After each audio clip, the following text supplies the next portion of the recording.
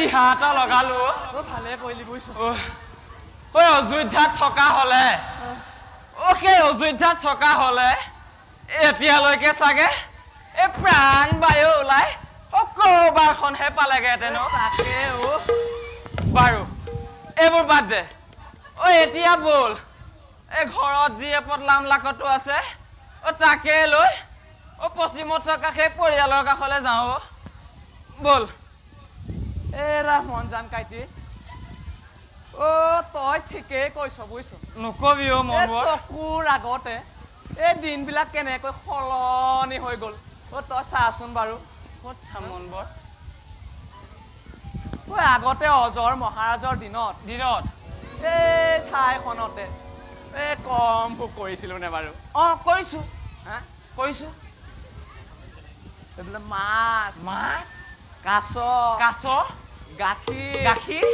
এইবিলাক মাখন মনবৰ তোক কলো নহয় বিধে বিধে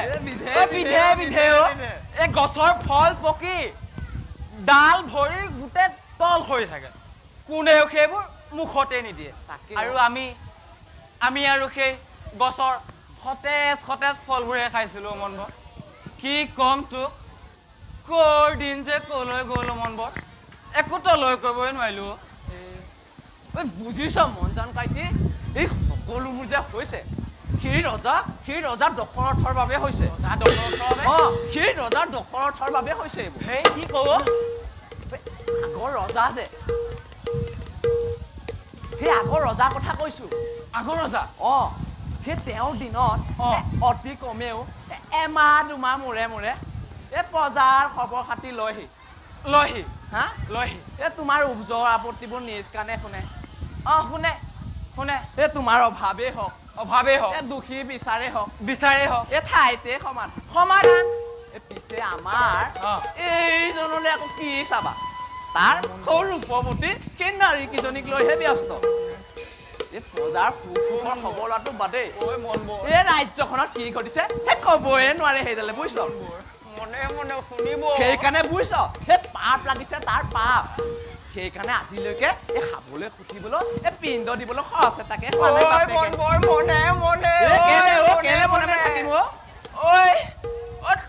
মই পাতি থকা এই কথাবোৰ যদি কেনেবাকৈ ৰজাই কাণত পৰে কি হব তোৰ আৰু মোৰে একেবাৰে লেঠাই ছিঙিব বাদে একে খোজে আমি সেই জমৰ ঘৰ আলহী হ'ব লাগিব অলপ চাই চিতি মাৰিলেও মাৰক কাটিলেও কাটক বুজিছ কম সুখেৰে আছো নে বাৰু পিতৃ পিতামহৰ ৰাজ্যখন এৰিব পাৰে কম বেজাৰ লাগিছে সেইটো তই মই সাধাৰণ প্ৰজাগণেহে বুজিছো যোৱা 5 বছৰ অনাবৃষ্টিৰ ফলত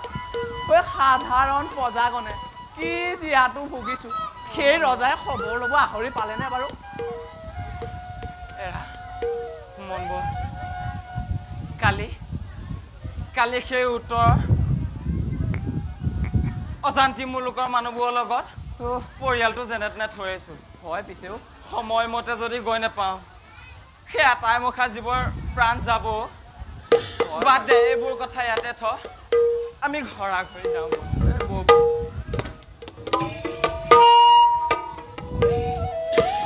পিছে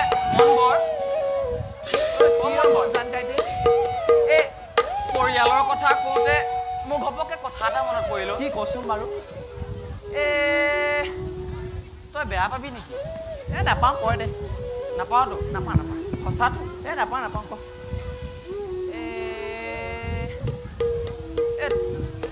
তোৰ বাৰু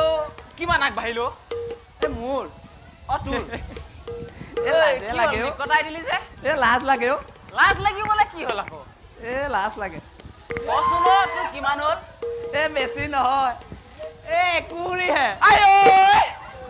কি কয় এইটোৱে বেছি নহয় একুৰি বাৰে মন বৰ তয়ো মানুহটো কিন্তু বৰ ভেদাং দেই মন জান মই ভেদাঙে যা তোৰ নিচিনা বৰ আহল বহল নহলো এইটো বৰ আহল বহলকে কথাবোৰ চিন্তা কৰ এইটো বাদ দে বল এতিয়া সন্ধিয়া নামিব হ'ল বল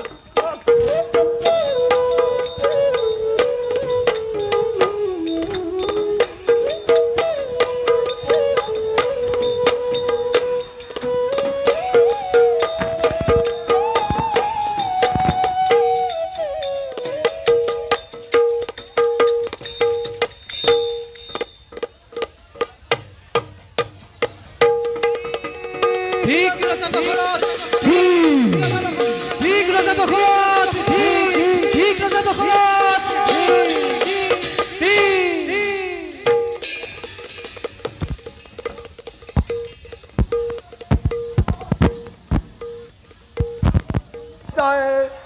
ধিক্কাৰ দিছে এই ৰজা দশৰথ অপদাৰ্থ বুলি চতুৰ্দিশে শুনো মই ধিক দশৰথ ধিক দশৰথ মন্ত্ৰীবৰ সেয়া শুনক ঠিক ৰজা দশৰথ ঠিক ৰজা দশৰথ সেয়া শুনক মন্ত্ৰীবৰ আকাশে কয় বতাহে কয় প্ৰজাই কয় আনকি পশু পক্ষী গণেও কয় ধিক দশৰথ ধিক দশৰথ শান্ত হওক মহাৰাজ শান্ত হওক এয়া মাত্ৰ আপোনাৰ মনৰ ভ্ৰম সূৰ্যোদয়ৰ পৰা সূৰ্যাস্তলৈকে বিনা আহাৰে আপুনি হয়তো শাৰীৰিক আৰু মানসিকভাৱে দুৰ্বল হৈ পৰিছে গতিকে বলক মহাৰাজ ধৰি যাওঁ আমি ৰাজকাৰেঙলৈ বিশ্ৰাম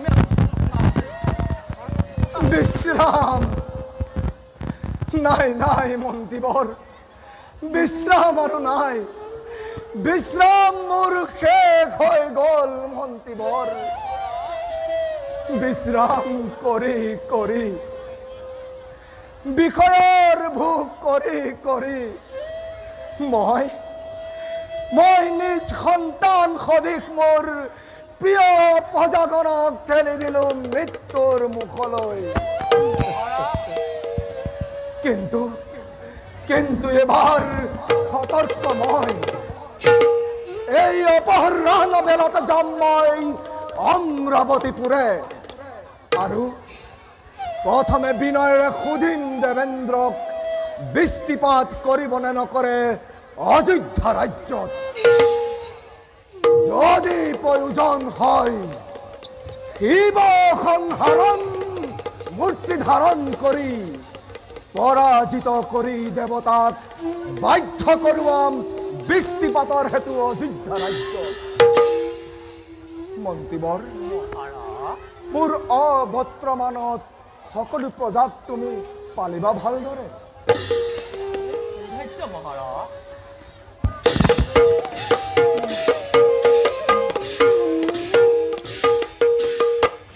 দেৱেন্দ্ৰ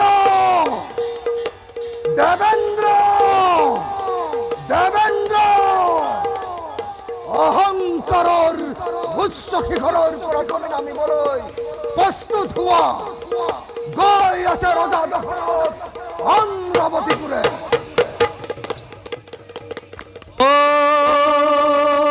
হৰি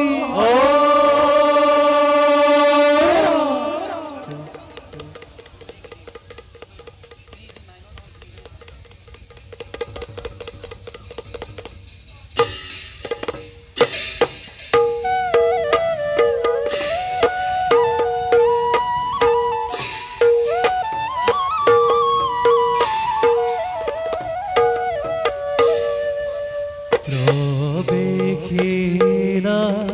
সভাবাজে ইন্দ্ৰাণী হসে লয়নাশে চলি যাই গজেন্দ্ৰ গামী লয়নাশে চলি যাই গজেন্দ্ৰ গামী ও হৰি মুখে মৃদু হাঁহি ও হৰি মুখে মৃদু হাঁহি কত ক্ষণে পাইলা গয়া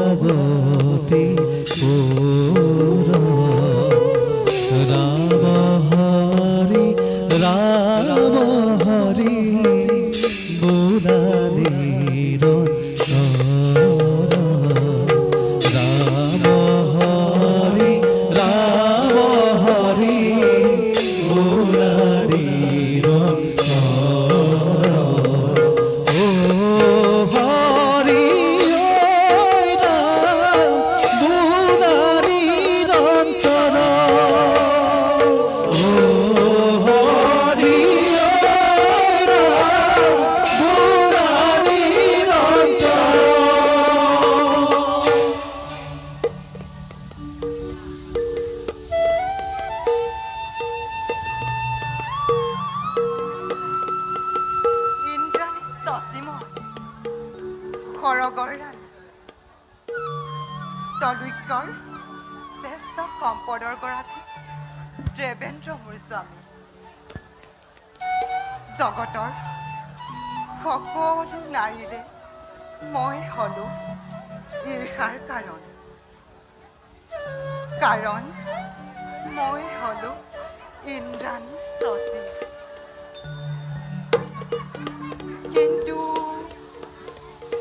কিন্তু এটা কথা নুবুজো স্বামী ইমান ৰূপৱতী থাকোঁতে মই শশী কিয় বাৰু স্বামী মোৰ অপেশ্বৰী গণৰ যাই তাত চাপি পুৰুষৰ নুবুজো মন অবলা নাৰীয়ে যাওঁ মই স্বামী মোৰ আহি পাব অলপতে ৰাজসভাৰ পৰা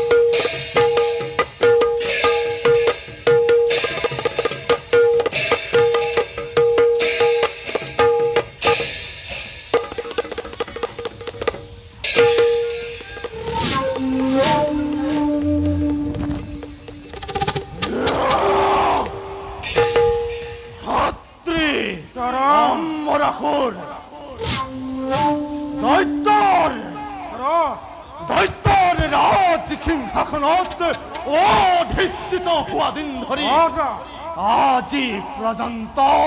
নাপালো মই মনৰ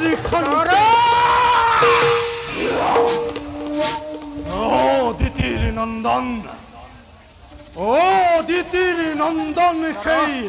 কপটীয়া ইন্দ্ৰ কপট চালনাৰে অমৰাৱতীপুৰ হস্তগত কৰি বঞ্চিত কৰিছে আমাক স্বৰ্গৰ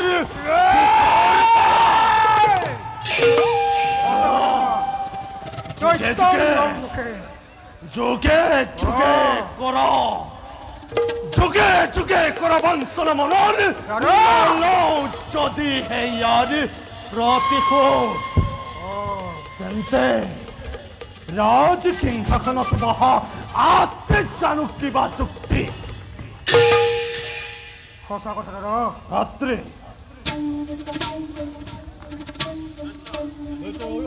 দৈত্যৰ ৰৌৰসে জন্মিল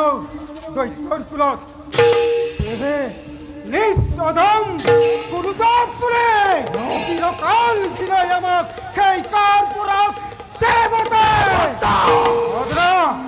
আজ্ঞা দিয়া এই মুহূৰ্ততে আক্ৰমণ কৰি অমৰাৱতীপুৰ ধ্বংস কৰোঁ ইন্দ্ৰ আৰু প্ৰতিশোধৰ স্পৃহৰন্তিছ নামৰ বাহে ঘৰে ঘৰে এই মুহূৰ্ততে আক্ৰমণ কৰোঁ অমৰাৱতীপুৰ শান্ত হোৱা ভাই শুনা বিনা প্ৰস্তুতিৰে কৰোঁ যদি আমি স্বৰ্গ আক্ৰমণ তেন্তে বিপৰ্যয় আমাৰ ভাগ্য সেয়েহে প্ৰথমে প্ৰস্তুত কৰা দৈত্যৰ সৈন্যক ভীষণ সমৰৰ বাবে তাৰ পাছত দেখা যাব ভালদৰে কিবাদৰে অমৰাৱতীপুৰ ৰাখে দেৱেন্দ্ৰই মহাপ্ৰলয়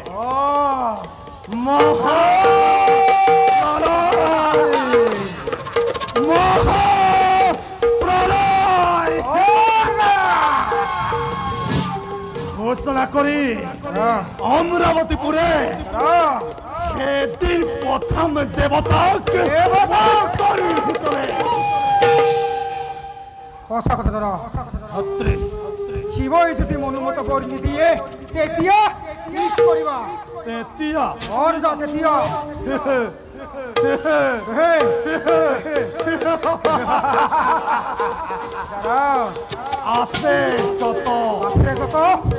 আছে যত শিৱ ভক্ত শিৱৰ ভক্ত এই ব্ৰহ্মাণ্ডৰ ভিতৰে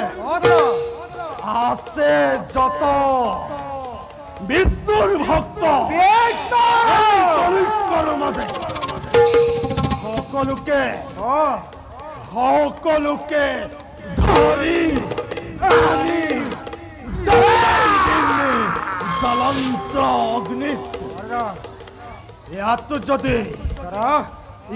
যদি মহাদেৱ নহয় সন্তুষ্ট তেন্তে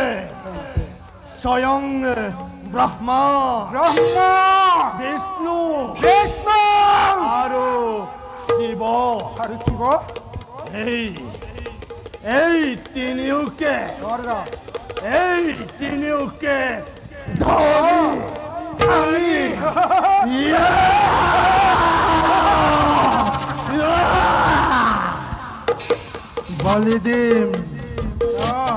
বলি দিম মই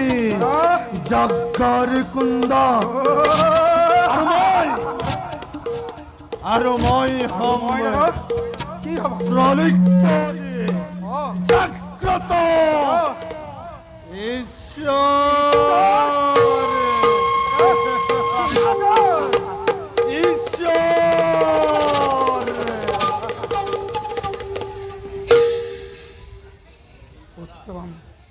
অতিকৈ উত্তম দাদা কিন্তু সত্যহতে তুমি হিংসা নলগাই আছই জানো আমি ভালদৰে ভক্তিতে তুষ্ট হব ভঙুৱাৰ শংকৰ যোৱা তুমি শিৱৰ আৰাধনাৰ হেতু মই যাওঁ নিষ্কৰ্তব্যত সংগ্ৰহৰ বৰা ভাই কালিলৈ প্ৰভাততে যাত্ৰা কৰিম মই শিৱৰ আৰাধনাৰ হেতু হৰ হৰ মহাদেৱ হৰ হৰ মহাদেৱ হৰ হৰ মহাদেৱ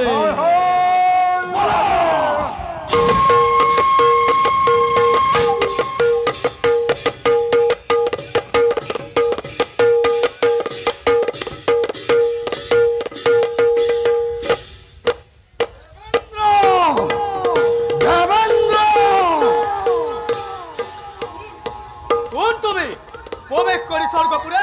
এনে উচ্চস্তৰে ভংগ কৰিছ দেৱতাৰ শান্তি আৰু দেৱৰাজৰ প্ৰমুখ কক্ষত প্ৰৱেশৰ অনুমতি কোনে দিলে তোমাক উচিত শাস্তি পাবা তুমি দিকপালৰ হাতত বেশ অতি উত্তম প্রথমে তোমাক পরাজিত করি তার পাছত সাক্ষাৎ মই দেবরাজ ইন্দর বেশ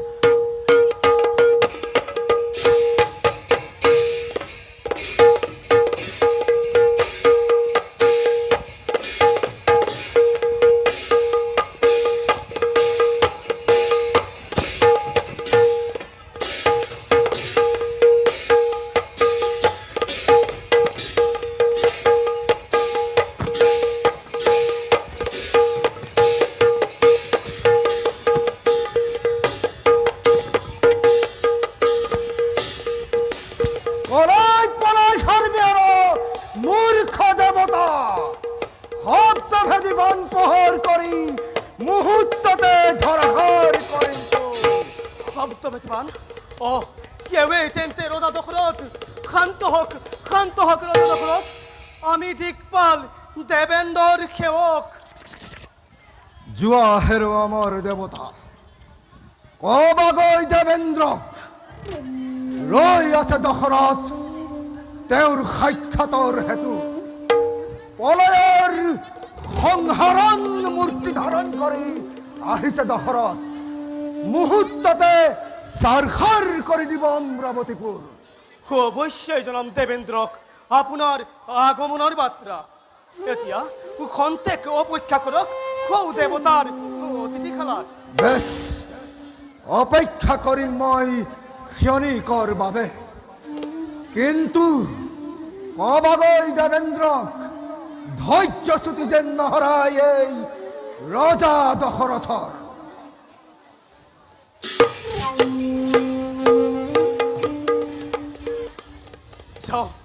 যাওঁ শিক্ষাই জনাও দেবেন্দ্ৰক ৰজা দশৰথৰ আগমনৰ বাৰ্তা নহলে দশৰথ নামৰ এক বিপৰ্য ধুমুহাই স্বৰ্গপুৰ কৰিব ধ্বংস দেৱৰাজ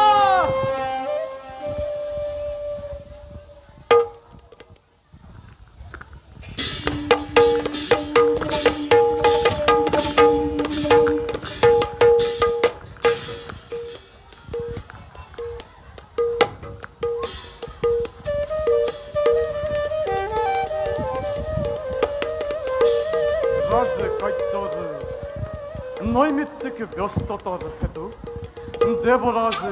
অৱসন্ন আজি সেয়েহে উপভোগ কৰি অপেশ্বৰীগণৰ মনোৰম নৃত্য গীত প্ৰাণ সজীৱতানবোৰ ভাগৰুৱা মনত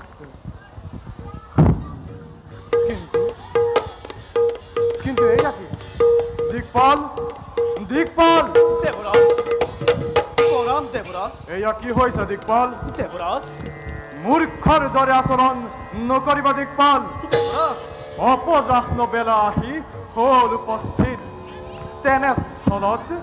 গন্ধৰ্বগণৰ সমে অত্যপিয়ৰ নৰ্তকীগণৰ নাই দেখা দেখি তুমি হেন দিকপাল থাকোতে সেৱক ইমান সিহঁতৰ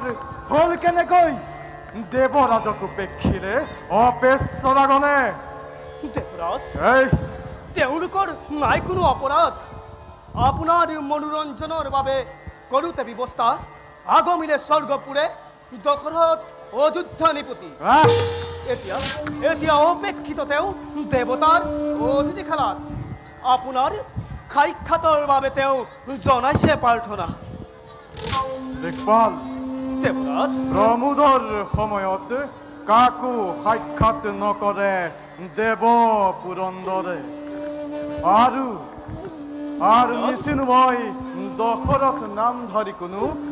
মৈত্ৰৰ নৃপতিক পৰাক্ৰমী ক্ষুদ্ৰবংশী ৰজা দশৰথ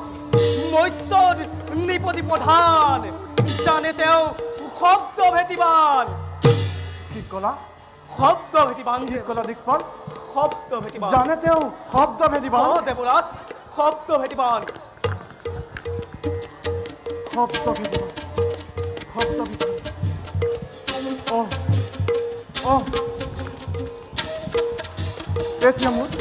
এতিয়া মোৰ পৰিছে মনত দেৱৰাজ অযোধ্যাৰ নৃপতি অজৰ পুত্ৰ মহাপৰাক্ৰমী সেই ৰাজা দশৰথ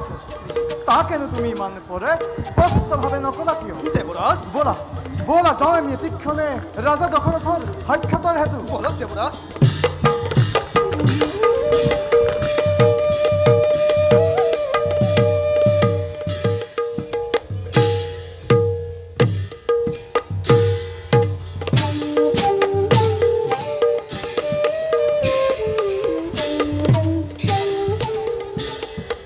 গ্ৰহণ কৰি দেৱতাৰ আতিথ্য অহা নাই মই স্বৰ্গৰ ভোগ বিলাসৰ হেতু লাগে মাথো মোক মোৰ ৰাজ্যৰ সঠিক সমাধান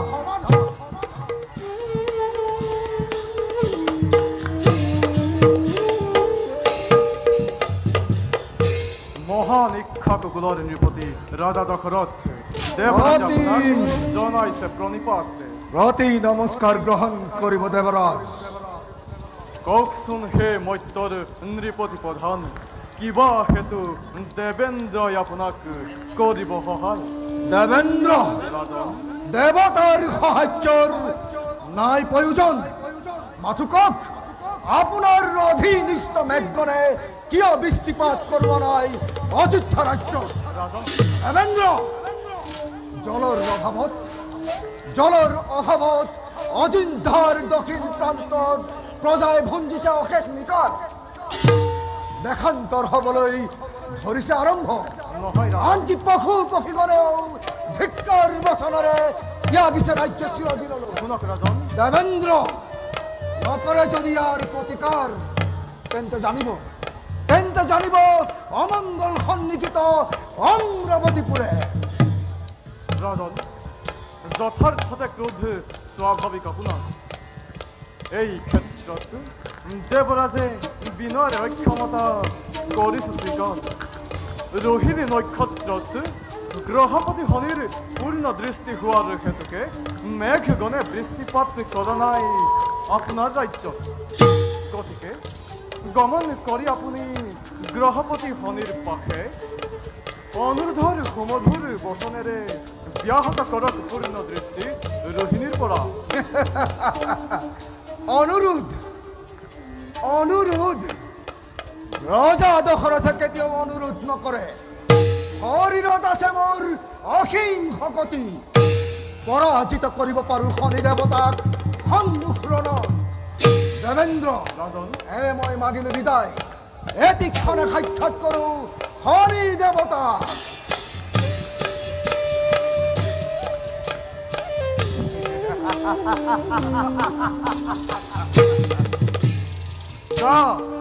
যা হেৰৌ উৰ্ধত অহংকাৰী ৰাজন গ্ৰহপতি শনিয়ে তোক জনাব যোগ্য সম্ভাষণ দেখভাল দেৱৰাজ ব'লা যাওঁ আমি এবে নৰ্তকীগণৰ নৃত্য গীত কৰোগৈ উপভোগ দেৱৰাজ খুৰা যদি নাথাকে লগত আনন্দ লভিব জানো আপেশ্বৰীৰ নৃত্য গীতত যথাৰ্থতে তুমি মোৰ মনৰ ভাৱনা কৰিলা ব্যক্ত ব'লা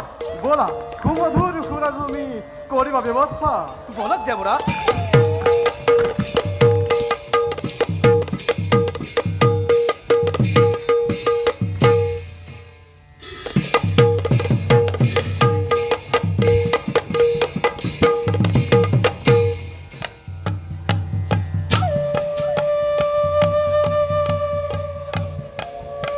যতেই পৰে এই গ্ৰহপতি শনিৰ পূৰ্ণ দৃষ্টি তাতেই মাৰি মৰক অকাল দুৰ্ভিক্ষ কৰা যায় বজাৰ মাজত এবাৰ দৃষ্টি মোৰ ৰোহিণী নক্ষত্ৰত বৃষ্টিপাত হোৱা নাই অযোধ্যা ৰাজ্য কাৰণ অহংকাৰী ৰাজা দশৰথে এই গহপতি খনিক কৰা নাই কেতিয়া পূজন নাজানে সি ভালদৰে এই গহপতি খনিৰ মহাত্ম শুন হেৰাল দ্বিতীয় অভিমানী মদক মত্ত ৰাজা দশৰথ যি দিনালৈকে তই এই গহপতি খনিক নকৰিবি পূজন কদাপি বৃষ্টিপাত নহ'ব তোৰ অযোধ্যা ৰাজ্য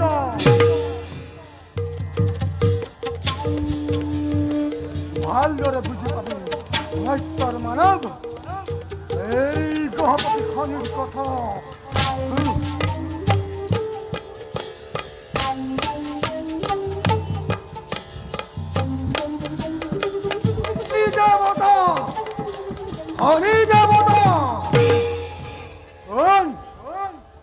কোনে মোক অশ্ৰদ্ধাপূৰ্বক কৰিছে সম্বোধন সঁচাকৈ যদি তুমি শ্ৰদ্ধাৰ পাত্ৰ হোৱা হলে নিশ্চয় পালাহেঁতেন এই ৰজা দশৰথৰ পৰা শ্ৰদ্ধাৰ কৃতাঞ্জলি অযোধ্যাধিপতি ৰাজা দশৰথ কোৱা কিয় আহিলা এই গহপতি খনিৰ পাশে আত্মপৰিচয় দিবলৈ খনেই আত্মপৰিচয় অজয় পুত্ৰ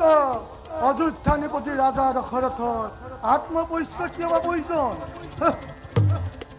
অন্যায়ৰ বিৰুদ্ধে প্ৰজাৰ কল্যাণৰ অৰ্থে এই অযোধ্যাধিপতি ৰজা দশৰথে কিমান যে ভয়ংকৰ ৰূপ ধাৰণ কৰিব পাৰে তাৰ প্ৰমাণ দিবলৈ তুমি মোক ভীতি প্ৰদৰ্শন কৰিছা ৰাজন প্ৰদৰ্শন নহয় গ্ৰহপতি প্ৰমাণ মাথুকক ৰোহিণীৰ পৰা তোমাৰ পূৰ্ণ দৃষ্টি ব্যাহত হ'ব কেতিয়া এয়া খনিৰ নিজ স্বাধীন সামান্য মানৱৰ ভীতিৰ প্ৰদৰ্শনত এই গহপতি খনি নিজ লক্ষ্য পৰা নহয় চলিব আঁতৰি যোৱা এই গহপতি খনিৰ দৃষ্টিৰ পৰা আঁতৰি যোৱা যদ্যপি নাপাওঁ মই মোৰ প্ৰশ্নৰ সঠিক সমাধান প্ৰত্যাৱৰ্তন অসম্ভৱ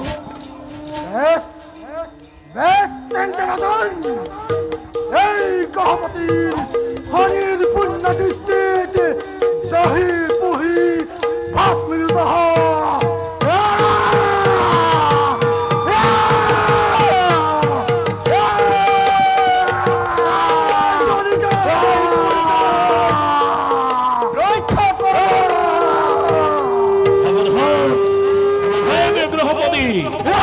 এই জটায়ুৰ বৰ্তমানতে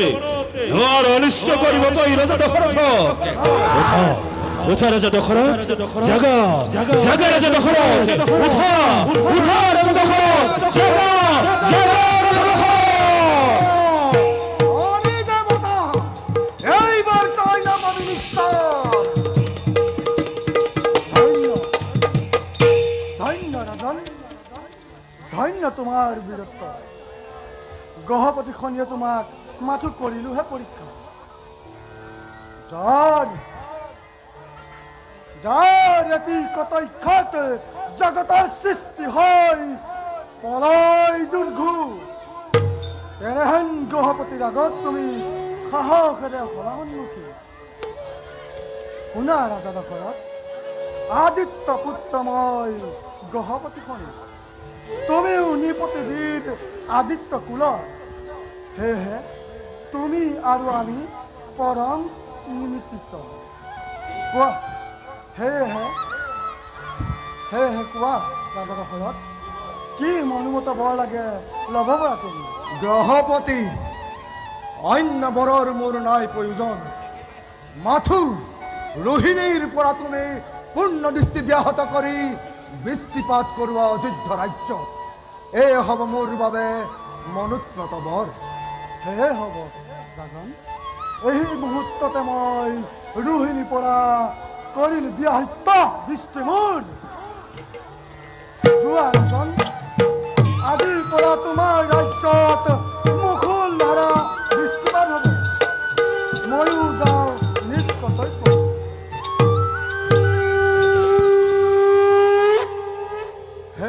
দেৱ পক্ষীৰূপে টান কৰ্তা তুমি দয়া কৰি ৰাখিলা আমাৰ জীৱন সত্যৰে দিয়া তোমাৰ পৰিচয় হে সূৰ্যবংশী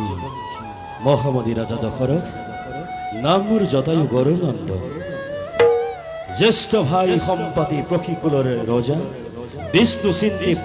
পালি আছে প্ৰশিকুলৰ সকলোটি প্ৰজা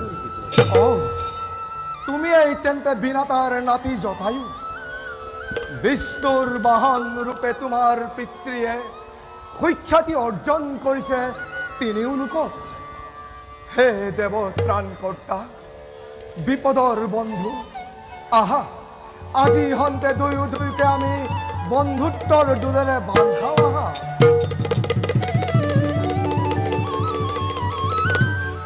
বলা যাওঁ এতিয়া আমি এতিয়া খন্তেক বিশ্ৰামৰ হেতু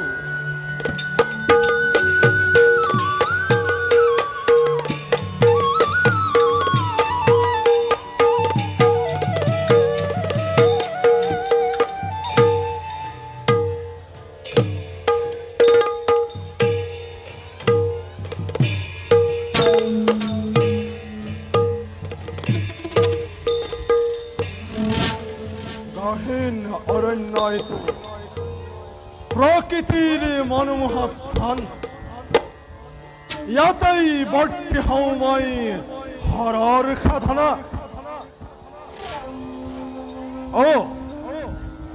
তাৰ আগে আছে এটি মোৰ কৰ্তব্য বিশেষ প্ৰথমে সুৰক্ষিত কৰি লওঁ স্থান মায়া বিদ্যা বলে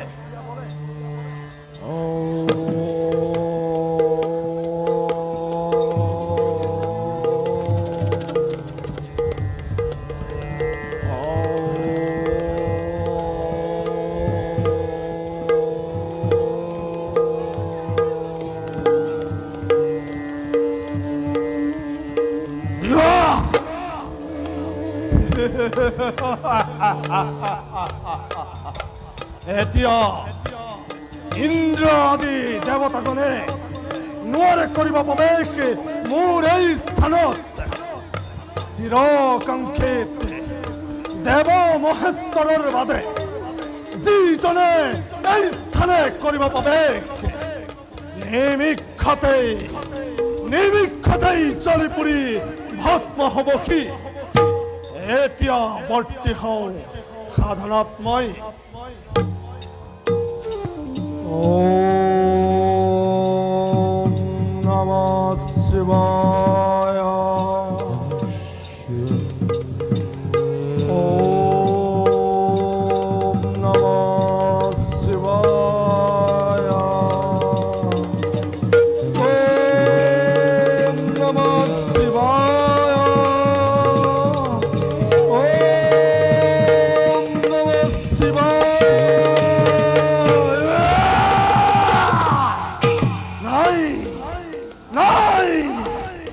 এতিয়াও মহাদেৱ নাহিল এবাৰ এক পদে কৰো স্মৰণ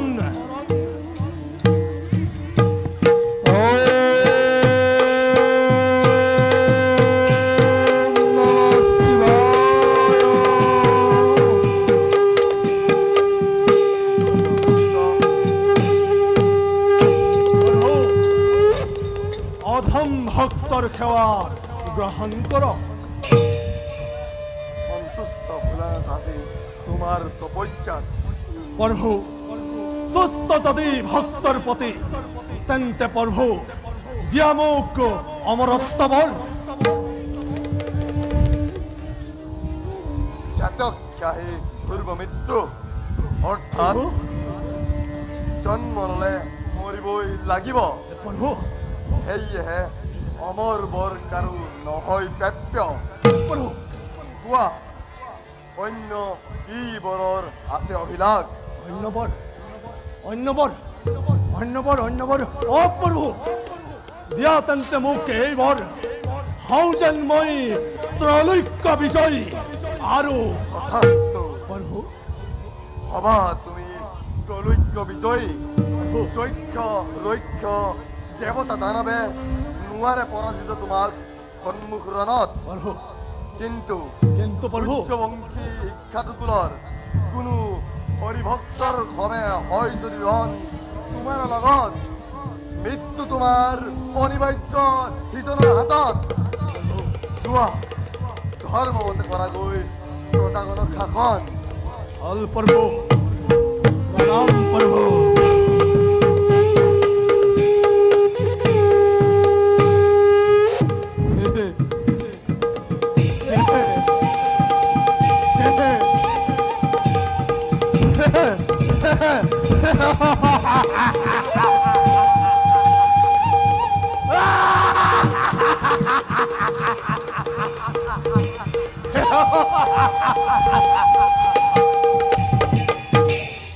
মহাদেৱে প্ৰদানিলে মোক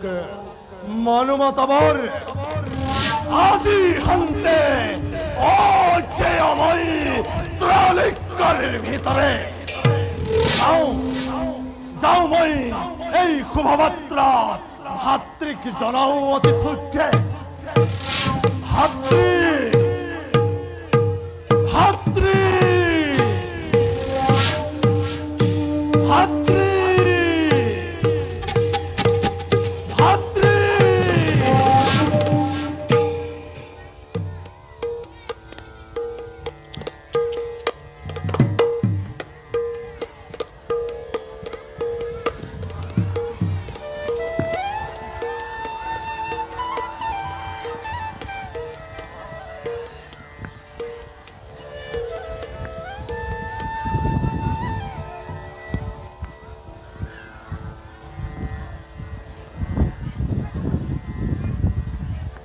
মনবৰ মনজান কাইটি ঐ ঐ ঐ এইদৰে আজি ইয়াত ঐ কালিলৈ তাত ঐ কিমানো ডলাৰ বৌ এইদৰে ঘূৰি ফুৰিম তাকে ঐ ৩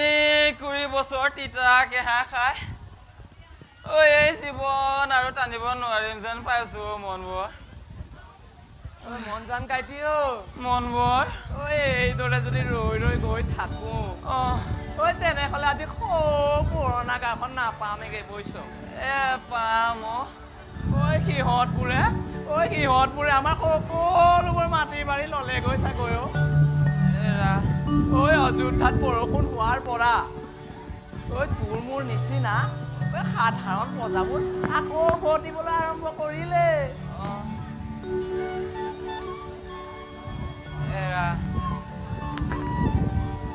কি কম মনবোৰ সিহঁতে সকলোবোৰ ল'লে নিও জানিও মনজান কাইটি মনবোৰ তোৰ এই বকলাখন বাদ দে বুজিছ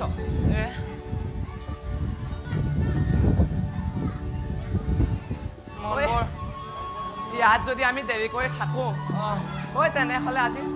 পুৰণা গাঁওখন আমি নাপামগৈ কি যাওঁ বল বল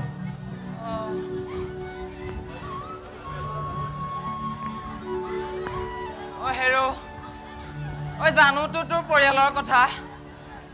আগে গৰিয়ে নভবা নিশ্চিন্তাকৈ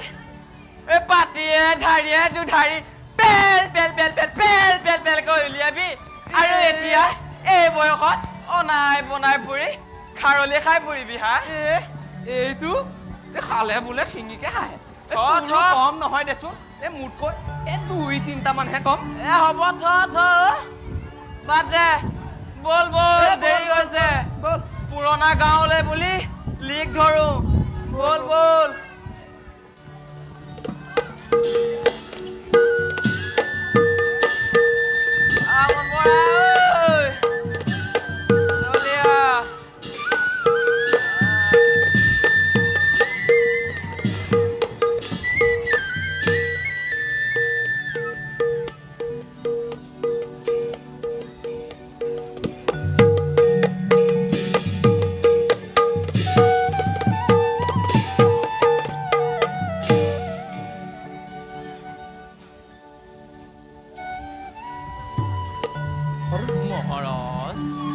বৃষ্টিপাতে আনি দিলে অৱশেষত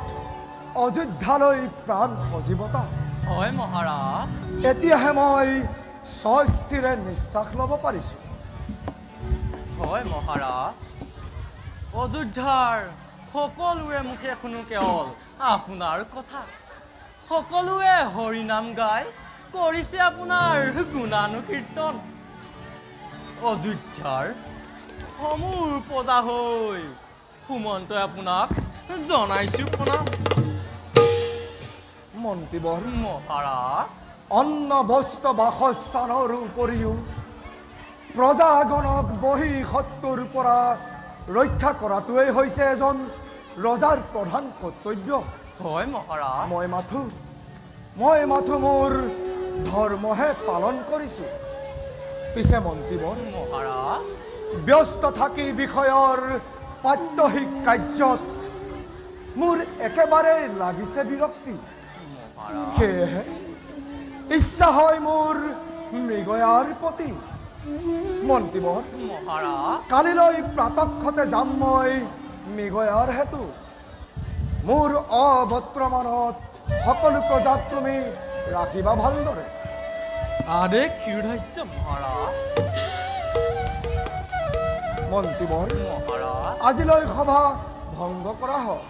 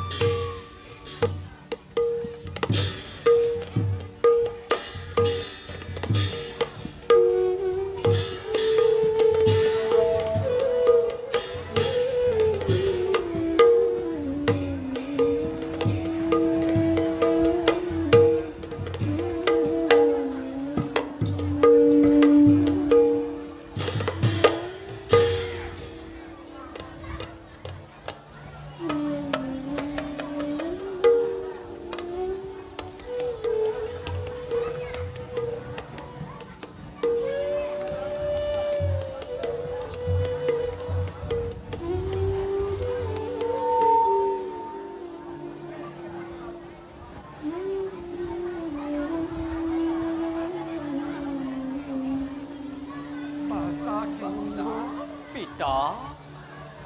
তই আৰু এই অন্ধ পিতৃ মাতৃৰ ভাৱে কিমান কষ্ট কৰিবি। হে ভগৱান, আমাৰ এই দুখৰ অৱসান কেতিয়া ঘটিব? চিন্তা নকৰিবা পিতা। বিধাতাই বিধিলিপে লিখিল ইয়াকে। তাকে আজি বিধাতাৰ দান বুলি গ্ৰহণ কৰা বিনা প্ৰতিবাদে। এয়া বিধি বিধান নহয় বাচ্চা। এয়া যে আমাৰ নিষ্কৰ্মফল। নিষ্কৰ্মফল? নুবুজিলো মই। ব্যক্ত কৰি সকলো কথা দূৰ কৰা মোৰ মনৰ সন্দেহ। তেন্তে পিতা, কওঁ শুনা বাচা। কওক পিতা। এয়া বহু দিনৰ আগৰ কথা। বহুদিনৰ আগৰ? বাচা, তই তেতিয়া স্থিত হৈছিলি মোৰ গৰ্ভত। বাচ্চা, মহামুনি ত্ৰিজেতা আহিছিল আমাৰ আশ্ৰমে। মহামুনি ত্ৰিজেতা আহিছিল? হয় বাচা। তাৰ পাছত কি পিতা? তোমাৰ আই আৰু মই জানিছিলো মুনিৰ গুণৰ মহিমাৰ কথা। সেয়ে বাচা, দুয়ো গৈছিলো মুনিৰ চৰণ সেৱাৰ উদ্দেশ্যে। কিন্তু কি পিতা? মুনি দেখি কুৎসিত পদযুগল। ঘৃণাত আমি দুয়ো মুদিছিলো চকু। পিতা! টিকানৈক্যকেই মহামুনিয়ে আশীৰ্বাদ দি কৰিলে প্ৰস্থান। আৰু মুনিৰ প্ৰস্থানৰ লগে লগে আমাৰ চকুৰ পৰাও ৰশ্মিয়ে কৰিলে প্ৰস্থান অনন্ত অন্ধকাৰে হ'ল আমাৰ জীৱন সৰ্বস্ব পিতা স্মৰণ কৰা সেই অতীতৰ কৰুণ কাহিনী নজ্বলাব আৰু শোকৰ ৰগনি নিজ কৰ্ম দুখে যদিও বা অন্ধত্ব কৰিলে গ্ৰহণ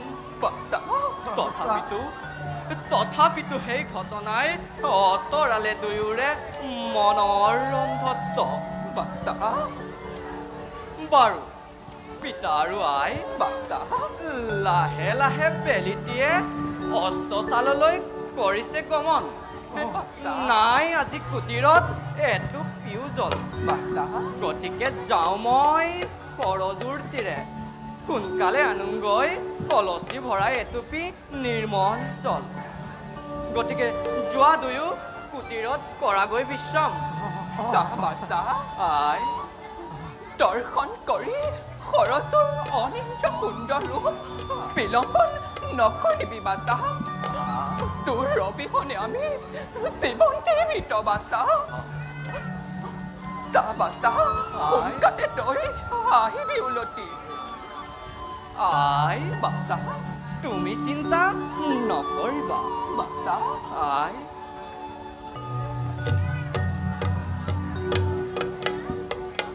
পিতা তুমিও চিন্তা নকৰিবা সোনকালে মই আহিম উভতি পিতা যোৱা বাছা সোনকালে আহিবা হয় পিতা মই এতিয়া আহিলো বাটা কিন্তু পিতা বাছা মই নথকাৰ অৱস্থাত যাতে তোমালোকে কুটিৰৰ পৰা বাহিৰত নোযোৱা নাযাওঁ বাছা মই আহিলো বাটা যোৱা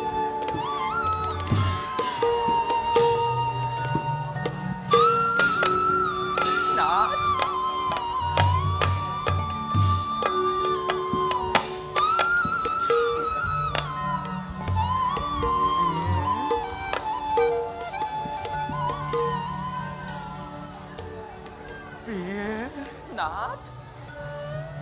মন কৰিছানে তুমি কি নাথ দিনে দিনে আমাৰ বাছা কিমান যে ডাঙৰ হ'ল আৰু কিমান যে জ্ঞানী হ'ল নাথ নাথ শুনিলে তাৰ মুখত কেতিয়াবা জ্ঞান গৰ্ভৰ কথা মই বিশ্বত হওঁ প্ৰিয়ে আৰু তেতিয়া তেতিয়া তেতিয়া কেনে লাগে জানা প্ৰিয়ে কি নাথ সেই যে আমাৰ পুত্ৰ নহয় নাথ প্ৰিয়ে এই সাপগ্ৰস্ত কোনো এক স্বৰ্গৰ দেৱতা কিনো অমংগলীয়া কৈ থাকে নাথ প্ৰিয়ে অভিশাপ মোচনৰ বাবেই মৈত্যত কটাইছে দিন নাথ আৰু কি নাথ আৰু কেতিয়াবা এনে লাগে জানা প্ৰিয়ে কি নাথ কি তোমাক আৰু মোক এৰি চিৰদিনলৈ গুচি যাব কিনো অমংগলীয়া কথা কৈ থাকে নাথ দমাদমিন যাক গৰ্ভত কৰিছো ধাৰণ নিজ পৰীক্ষৰমিৰে যাক ডাঙৰ দীঘল কৰিছো সি বাৰু আমাক এৰি কলৈ যাব নাথ এনে অমংগলীয়া কথা কৈ মনো কষ্ট দি দিবই দুপুৰী মাতৃক নাথ এতিয়া বলক নাথ আমি কুটিৰলৈ যাওঁ বলক নাথ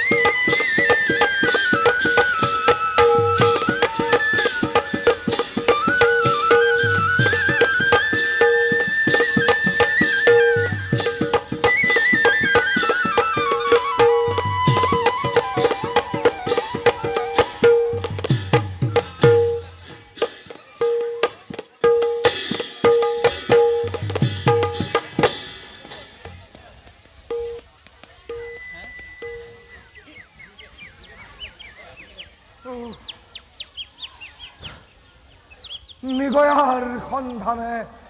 আহি আহি উপস্থিত হলো মই সৰজুতীৰৰ ঘনঘোৰ অৰণ্যৰ মাজত। মোৰ চকুৰ অলক্ষ্যতে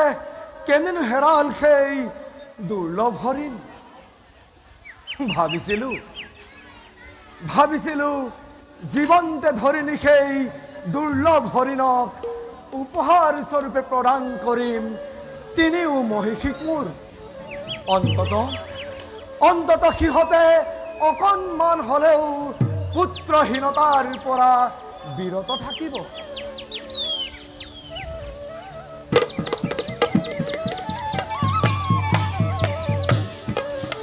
সেয়া